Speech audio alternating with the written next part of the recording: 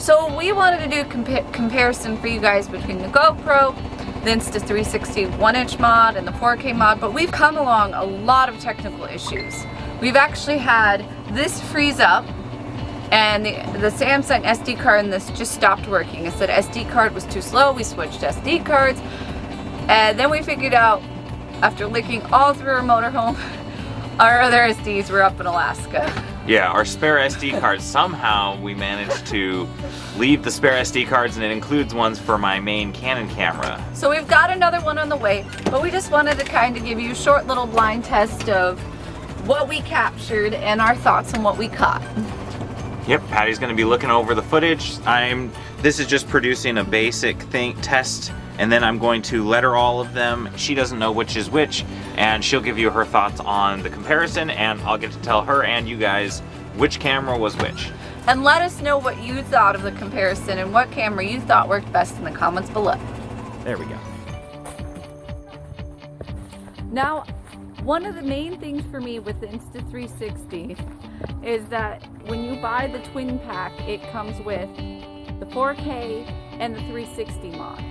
Whereas the GoPro can do things, and there are mods for it, but there's not a 360 mod for it. You have to buy the separate GoPro camera. Yeah, you have to buy the separate GoPro for the 360. So honestly, it really depends what you need to use it for. I think the GoPro has better audio, just straight out of the camera. Whereas the 360s, you kind of need at least a mic or just be able to put music over it. This area back here is just so wild. And it has a huge bridge. And it's just a fun place to explore. See ya!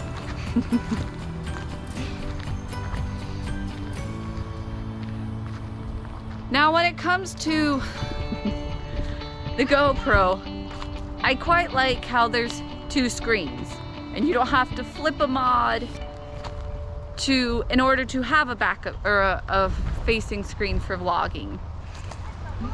This thing's actually really heavy. Don't get too close to the water.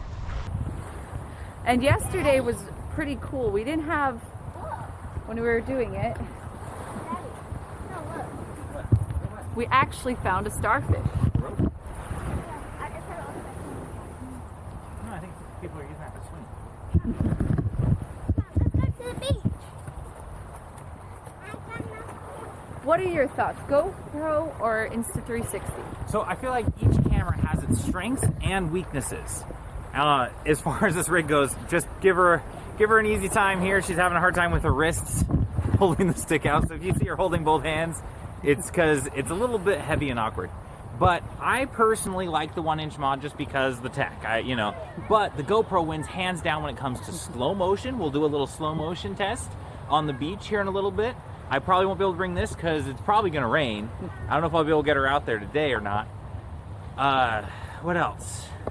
Waterproofing isn't, I mean, they're both pretty waterproof. Don't get your shoes wet. Oh, the Sea Star hung out.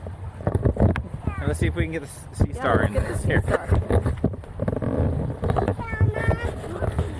The Sea Star we came and we saw yesterday. See, let's collapse this a little ways. I thought that was pretty cool. It's missing a leg. It's still moving and wiggling. Ahoy! Ahoy! Where are life rafts? They're gonna be stars. Starfish. So as you can see, it's a really cool looking thing. And there's his mouth. And if you look really closely, the 1" won't be able to focus as well up close. But if you watch, you'll see the little legs moving and wiggling. Yeah, you got it. Did you miss that one?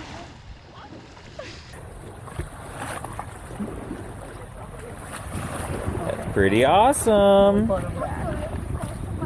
Yeah, we don't want to harass him too much. He's got to keep finding food. Yep.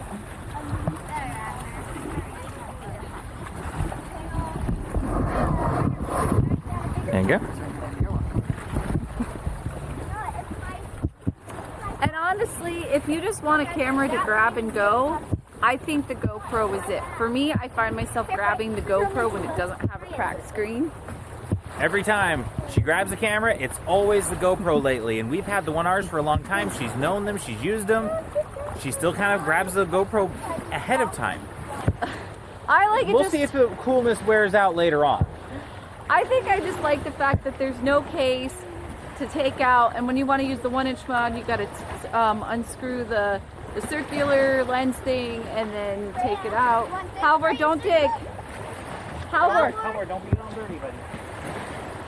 Halvor, I made you a Halvor circle.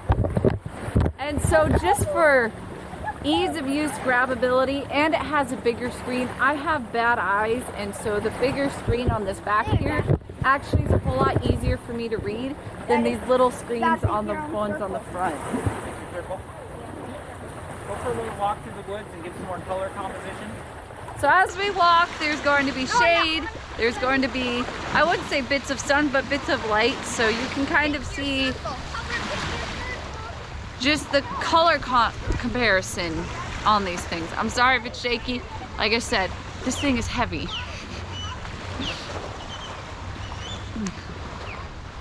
But overall, both cameras are really good.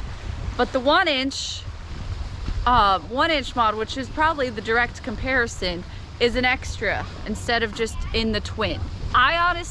We did a video, and like I said, I honestly don't think it's worth it unless you're really going to use it.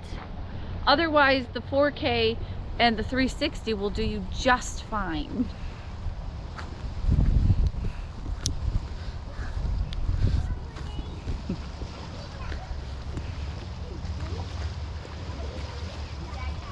Now, I am loving being in Florida, and it has been a blast.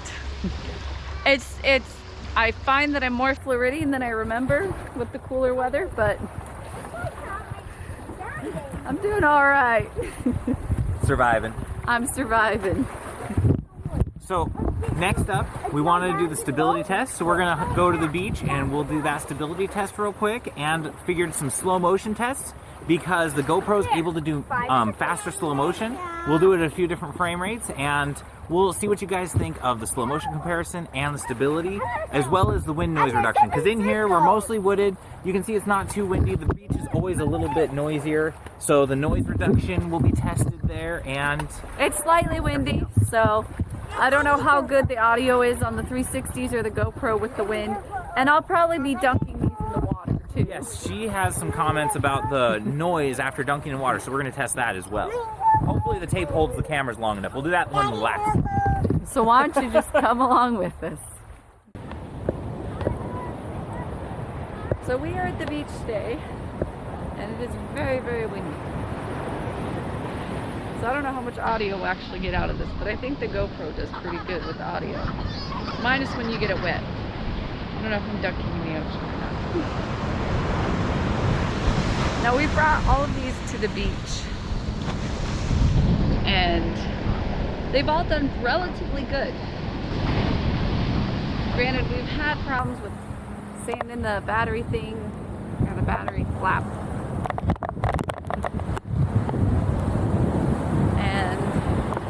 But overall, I mean, the waterproofing works good.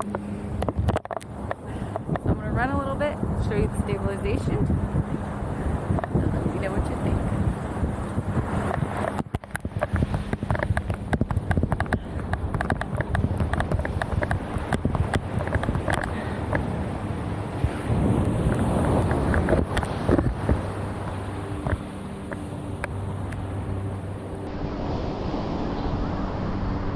Audio overall is a lot better in the GoPro, minus when you stick them in the water.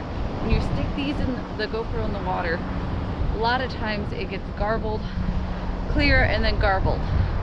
So it's almost better to use the Insta360 just to get the better audio out of it.